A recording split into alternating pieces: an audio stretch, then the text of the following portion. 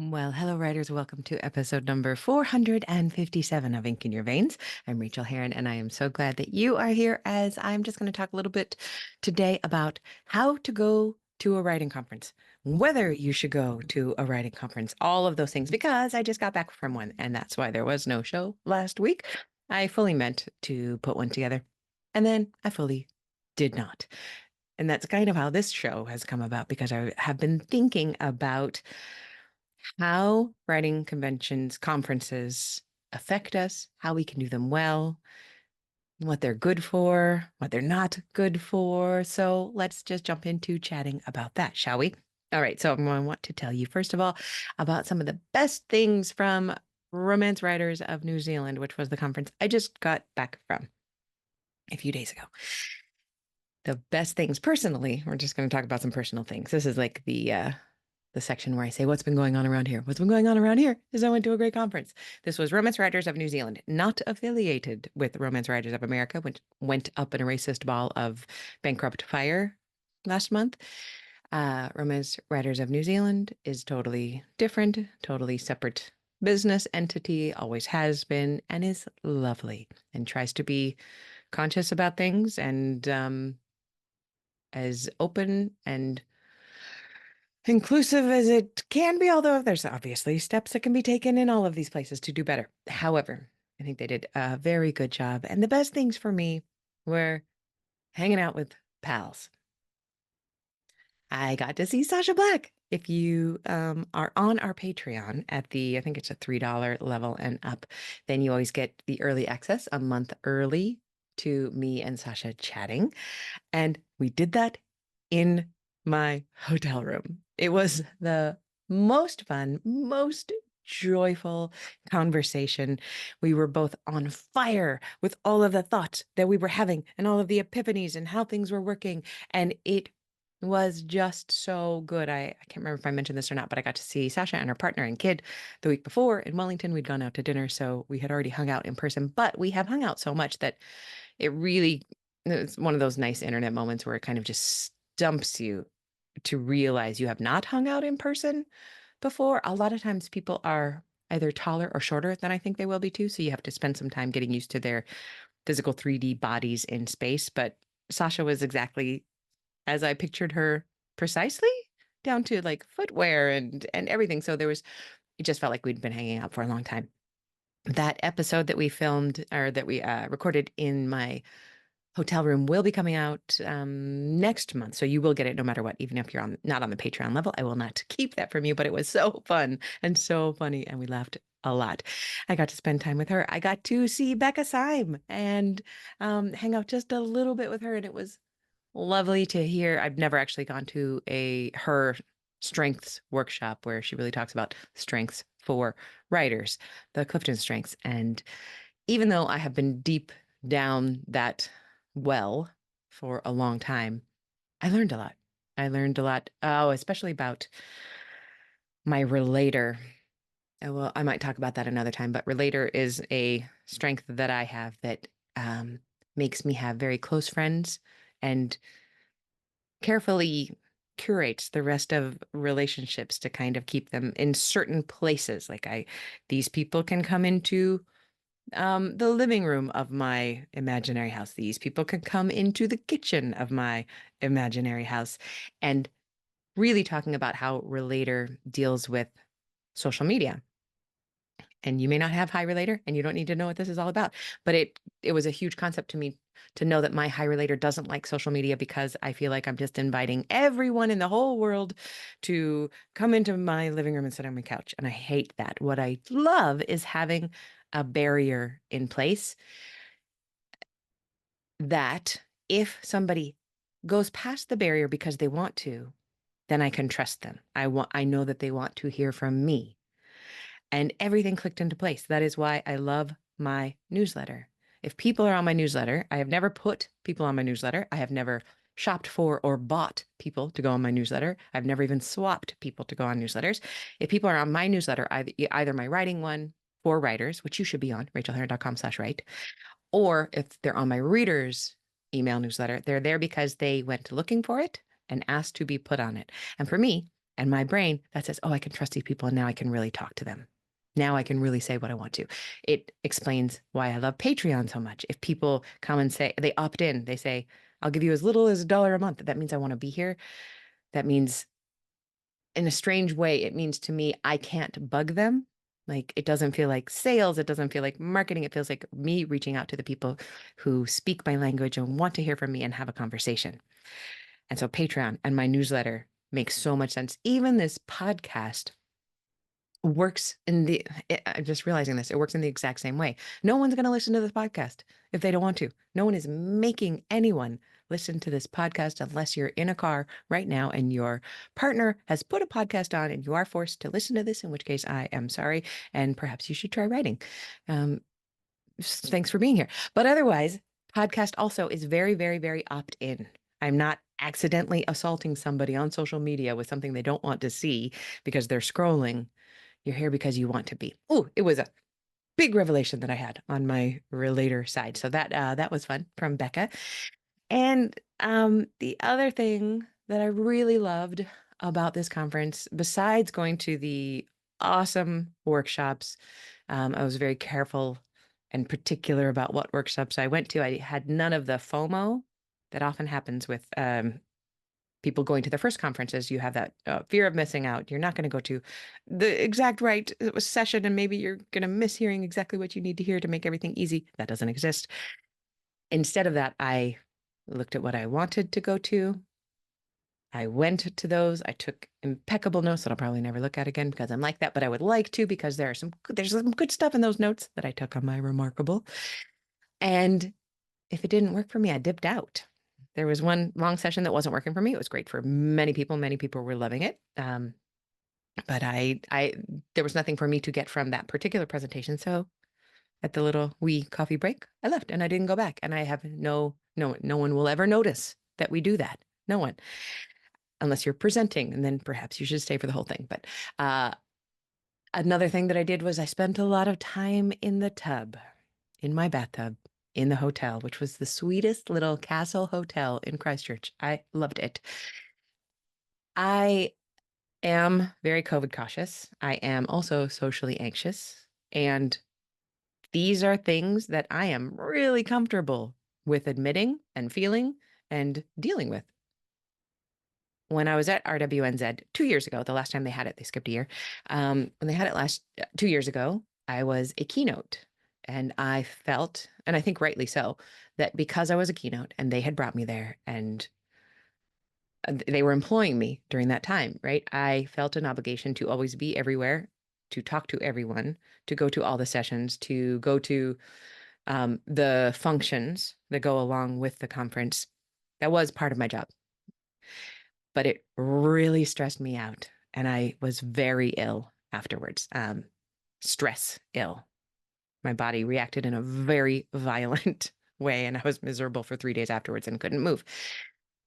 And I haven't done a conference since. That one kind of broke me. It was a beautiful conference. It was me. It was me who had the problem. Let me be very clear about that. So this one I went into this conference with my new attitude, which I will always have with every writers conference I ever go to again for the rest of my life, is I'm only going to do what I want to do.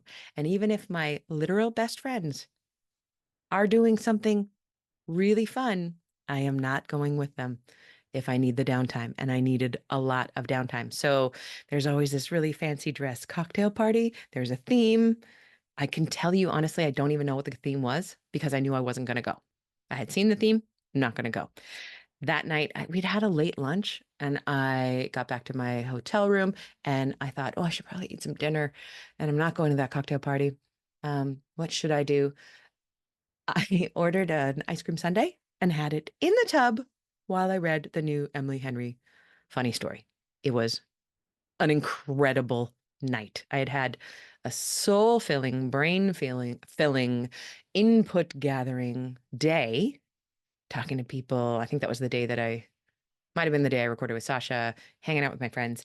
But then the full evening at like 5:30 on was me alone with an ice cream sundae in the tub I read most of the book that night. It was gorgeous. The next night, well, that was the cocktail party that I skipped. The next night was the big fancy dinner where people sit around and do amazing things like hand out awards and talk about great things. And what did I do that night? I can't remember what I ate. It might have been just fries because we kind of ate really well during the day. I was never hungry at night. But I had another bath. I had another long bath, and I just had this outrageous JOMO, the joy of missing out. It felt so good. I just did it right. Every night I was in bed by 8:30, just like just like my normal sleeping time at home with no apologies. In fact, somebody somebody asked me to do something at the dinner, which I was not planning on attending, and I just very honestly said, "Oh, no, I'm not going to the dinner." And I thought, "Hey, that worked well. There were no questions, no problems." And then the next day, the person came back and followed up with the question that I knew people would follow up with. I always have a problem saying no as a full sentence. I always feel like I have to give excuses, but I didn't give excuses that day. And she came back the next day and said, "Hey, why aren't you going to the dinner?" And I basically said, I don't want to. I just don't want to." And I let that be that. And then she may have suggested drinking as a coping method mechanism for going to things like that. And I said, well, I don't drink for really good reasons. So yeah, letting no be a complete sentence is something I am still working on. But it was wonderful. And then after the conference, me and my three beloved writing friends, A.K. Mulford, Ann Kemp, and Moira, whose writing name we don't really talk about on here, but she's doing really well. We went to an Airbnb in Christchurch and we just stayed there and we ate a lot of delicious food. And here's the thing, I continued really taking care of myself. I had to do some work, so I would do that in my bedroom and had to do a couple meetings, did that in the bedroom. And I was still going to bed by 8:30 or 9 because that's what my brain and body needs. I need to socially shut down and have that quiet time. And even though sometimes I could hear them out in the other room talking, I would have big FOMO. But then I would realize, no, they love me. Anything that I'm missing, they will fill me in on later. And I really need this downtime. And they took downtime too. And it just was really one of the most joyful writing retreats that I've ever been on. Um, maybe because we didn't do a lot of writing. This was really well-filling time. We did an escape room. I've never done an escape room before, and it was so much fun. It was a motel room in which somebody had been murdered, and we had to get our way out. And I've always been nervous about escape rooms, but when you're just with your friends and you're just playing and there's no stress of, oh my gosh, we've got to figure this out. It was just playing. It was playful. We were playful the whole time. We did that. We got a massage. We went to the hot pools in Christchurch that are just on the edge of the island looking out at the Pacific Ocean. So you can sit in the hot pools and stare out at the waves. We got amazing Thai food with other writer friends. Oh, what else did we do? We went to the bookstore. We just hung out and filled the well, and it was so good for my writer's soul and heart. So that is something that we get from going to conferences. When we go to conferences or writing meetups, it doesn't have to be a conference. I found these particular friends at an RW Ed said local small meeting. We go to these things and we find friends, and then we hang out with them and we talk writing 24/7, unless we're not talking writing and we're talking about something else very deep and close to the heart. But honestly, it's always coming back to writing because as writers, we want to talk about writing all the time. We want to think about writing. We want to think about the craft. We want to think about the business. And there are very few people in our normal, everyday, day to day lives that want to talk about this with us all the time for good reason. It is boring to most people. It is never boring to us. We want to talk about this stuff.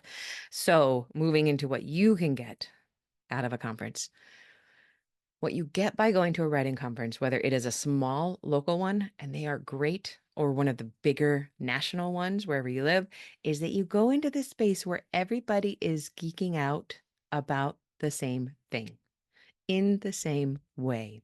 You are speaking the same language. You're talking about topics that you've been thinking about and unable perhaps to talk about with other people. You're talking about things you've heard on podcasts. You're talking about best practices and tools.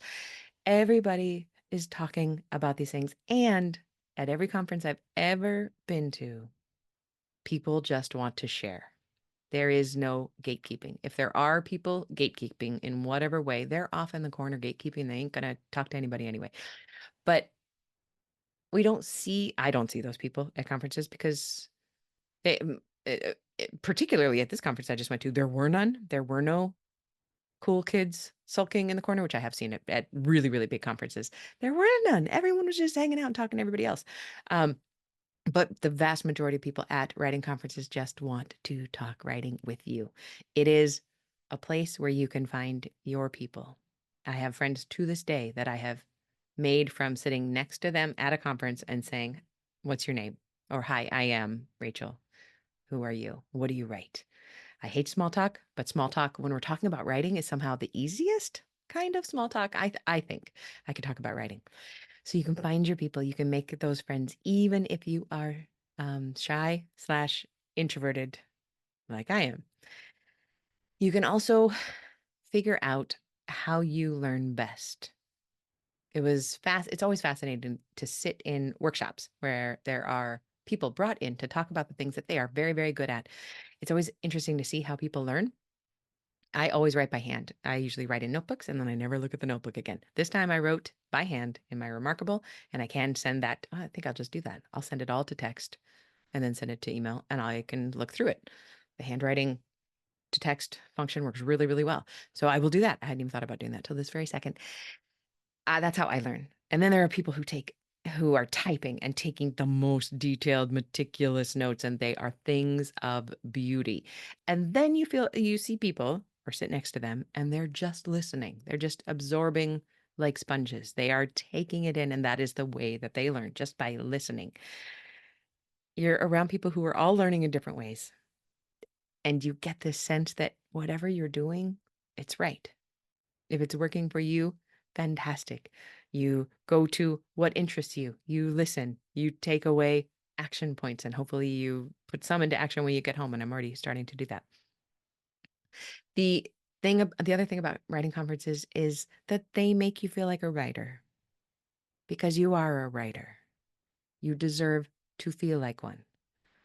Everyone at writing conferences is a writer. We all share imposter syndrome. Somebody pointed out at this conference that if you have imposter syndrome, you are actually then a writer because imposters don't have the syndrome. They're not writers. Does that make sense? If you have imposter syndrome, that's just normal. That just means you're a writer. We all feel that way. But it's so much easier to get into that mindset of I am a writer when you are surrounding yourself professionally with other writers. Um, I want to just make sure that I don't forget to say this. I'm going to make myself a note because this isn't in my notes. Usually I don't do notes, but I did a few short ones here. Okay. Going back to another real pro of writers conferences for many people is that it can be a place to um, reach out and network with people in the industry like agents and editors. Traditionally, those are kind of hard people to get a hold of, but especially agents at many conferences, you can book time with them. Sometimes it's paid, sometimes it's not. And you get 10 minutes or 6 minutes with them or whatever, and you can pitch your book. I recommend that you do this even if your book isn't finished. That's not advice you'll always hear. It's just good practice. It's just good practice. Get your book into a log line that you can say quickly. You do not have to have it memorized. You can have it on a note card in front of you. It's just really good practice to have those butterflies and talk about your book because the agent wants to find her next favorite book and she will have questions for you and you could practice talking about it. And if she requests the full manuscript from you, and it's not done yet, great. You're going to have motivation to work on it, to finish it. She is not going to lose sleep if you do not send it to her. She is not going to be thinking about you in the middle of the night. She will not send you an email to say, please send me that book because she sees a lot of people and she will forget this conversation. Probably. And that's nothing against you or your fantastic book idea. It's just the way it works for them. However, she'll be really happy to see it in 2 weeks when you send it, or in 2 years. Literally, when you send it, you just put in the subject line of the email, requested materials, because at one point she requested them. There's no time frame for that. So it can be a very, very nice place to meet agents and editors. Um, oh, I just have to brag another moment. Another one of my students just got an agent, and it's very exciting. And another one of my students is in contact with an agent, and that might go well. So I'm so excited for some of my students who are doing this traditional publishing route and are going the agent route to see this happening for them. It is really, really exciting. A couple things to think about cons as we're talking about agents and editors is that some cons are really traditionally focused, which is fine if you know that going in. If you are completely focused on going traditional, getting an agent and getting a New York kind of deal, great. However, self-publishing, as we know, is just as valid a publishing route as traditionally publishing. And there's still snobbery in the industry, in much of the industry. So if you go to one of the old guard kind of conferences, I love Writer's Digest conferences. I think they're great. However, they are still skewing towards, or at least the last one that I was at, which was a while ago, I can give it that, was skewing towards traditionally publishing. And if you've ever thought about self-publishing, or if you have self-published, there's this kind of feeling that I don't like when talking about self-publishing questions, queries, plans, the craft behind it, the business behind it. So if you are thinking about going either route or have decided on indie publishing for yourself, make sure you go to a con that really respects both. If you go to any kind of a romance writer or really any genre con, the self-publishers will be the ones making the most money, talking the best industry news. It will be upheld. Also, you'll have the traditionally published authors there talking, and you'll have both. But I prefer a conference that understands and acknowledges that there's as much or more money to be made in indie publishing as in traditional publishing. So there should be equal respect. So that's something just to keep in mind when you're looking at conferences. And how do you find that out? You ask people. You ask your friends, your writing friends who might know. You can send me an email and ask me if I know anything about the conference you're thinking about attending. But ask your network. If you don't have a network yet, you do need to get one. You do need to go to writing meetups. You do need writing friends. You need writing besties who will want to talk writing with you for 4 days in an Airbnb straight without tiring. It's the best. A couple other things to think about with conferences. Do watch your energy levels. Even if you are a Sasha Black Energizer Bunny, you will crash if you try to do all of the things. If you want to be all of the places and talking to everyone, you will crash afterwards and you might get sick. There was some COVID cases caught at the conference. And I was glad I didn't go to the cocktail party or the dinner. And I was careful. And I have one of those air monitoring things that I keep with me all the time, etc. You do you, protect yourself. But conservation of energy is really, really important. Also, conservation of emotional energy is important because when we're at conferences, we get so inspired and we hear the things that people are doing successfully. And I always take away from that either I'm not doing it well enough or I could be doing it better. I normally, basically, I attended this on the very first day of the conference. I thought, well, I should probably switch everything I'm doing to write a 5 or 6 book series in fiction this year and get it out there. And you know me, I will never do that. I can't do that. That is not my speed. That is not the way I work. And the thought went into my head, into my heart. I believed it. This is what I should do. And in about, I don't know, 7 seconds, I was laughing at myself, thinking, oh, this is predictable. This is what you do, Rachel. You hear this success over here. You think, I could try that. I could do that. I could make that work. But I know enough about myself and my process now to know 7 seconds later, that's not for me. I can take all the notes I want. Oh, there was this really intriguing session that everybody really liked writing. It was like writing short fiction for 6 figures a year. Tell me you don't want to go to that. Tell me you don't want to go hear about making six figures writing short fiction. I did not go because I would definitely be pumping out short stories. I don't even like to write short stories. I don't even like to read short stories. I do not have, I have an attention span that needs to be, once I am married to an idea and characters, I want to be with them for a while. I do not want to be done 10,000 words later. So I did not go to that. And it felt really good because I knew my brain. So conserve the emotional energy. You are good enough. You are already doing exactly what you should be doing. You are on track for where you as a writer are supposed to be. You're already there. Even if you're listening to me and shaking your head, this is where you are supposed to be. This is what you are supposed to be listening to right now. You're already doing the things you should be. Could you be a better writer? Yes, all of us could. That's why we do things like go to conferences and listen to podcasts, and we take things in incrementally and we apply them 5 minutes here, 10 minutes there in our writing lives. That's all we do. That's all I do. That's all you do. That's all the person writing 1,700 books a year is doing as well. We're trying to incrementally be a little bit better in a comfortable, sustainable, joyful way that doesn't lose track of the fact that we all are exactly where we're supposed to be right now. Right now. So please watch your energy. Please fight against those kinds of feelings at conferences. And it can be really as simple as understanding that these feelings can carry us away and that we are already okay with our plans. It's also okay to change plans and add to plans and make new ones. But we do it in a sustainable, joyful way for us that fits into our already incredibly busy, incredibly packed lives. So go to the cons, meet the people. Oh, grab the people that you fall in love with. There were 2 or 3 people at this particular con that I had never met before, and I just informed them that we are now friends. And I will follow up very soon, hopefully, with emails.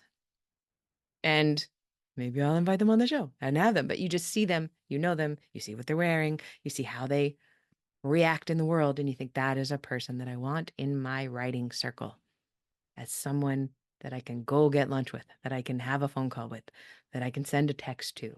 Please go out and find those people. Conferences are a great place to do that, but always remember to maintain your physical energy, your mental energy, and your emotional energy around these things. Oh, and one final word on that is have a plan for the exit. I kind of thought, and the reason I'm saying this is I kind of thought that the conference was one thing, and then I would exit energy-wise into this beautiful, calm, gorgeous space with my friends, which I did. It was fantastic. I wasn't working too hard. It was just beautiful. But I needed a plan for energy after that. So I got home on Thursday afternoon, and Friday I had a whole work day, and I was like, whoosh, just gonna run at it hard. You will notice that this podcast is at least a day or two late. We're not even gonna count last week. Last week, by week. This one is already a day or two late for this week. I got almost nothing done. My friend Anne said that she hit the wall when she got home and then slid down it. And that is exactly the way that I have been feeling for the last 2 days of trying to even grasp what is going on in my email. I can't do it, let alone plans and revision and new words and classes and everything. I am still adjusting to just being home. Also, I will mention that my other sister, my middle sister, is arriving in 2 days. And I'm pretty hopeful that I will get podcasts out while she's here. But if you don't hear from me, I'm just out in Hobbiton having fun or running around the country with her. So I'll try to be good. I'll try to get them out. But I'm also trying to cut myself a break. This is a bit of holiday time. I do not need to keep my level of production sky high all the time. There are seasons. There are times when we can do and when we can't do. And knowing the difference between those two in reality is super wonderful to have. And it is also something we learn to do the hard way just because we do it wrong a lot, or not wrong, but not as well as we could. So, again, whatever you're doing, it's great. You're listening to this podcast. You are thinking about your career, your writing as an author. I will say, as Dan Harris always says, blatant self promotion, a little BSP here. 90 days to done and 90-day revision are open right now. There are, I think, 2 slots left in 90-day revision. And there are a few more slots in 90 days to done. That starts in September. And in the 90 days from September to the end of November, you will either write your book or finish your book if you've already started it, or revise your book. And I love teaching this. And my students publish, they indie publish, they traditionally publish, they finish the books. So if you're interested in that, just go to rachelherron.com and punch buttons, find the For Writers button. Get on my mailing list if you're not on it. I've been sending cool things out. And or you can go to rachelherron.com/90 days to done, or rachelherron.com/revision, or just go to rachelherron.com and find it because you're very smart. You don't need the exact links. You'll get there. All right.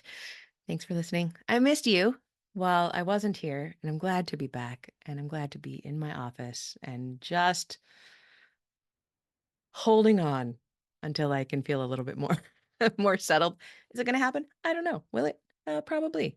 Oh, and if you are a member of Rachel Says Write, Ed will be hosting next week. There are 2 slots on the calendar for coming to write, 4 hours of writing, and Ed will be hosting because I will be playing with my sisters. I did set that up. Ed, you're amazing and a marvel, and he hosts so beautifully. So please go enjoy that if you're a member of Rachel Says Write. That's over at patreon.com/Rachel. Okay, enough of that. Please get some writing done. Please tell me about it. Thank you for being here, and happy writing, my friend.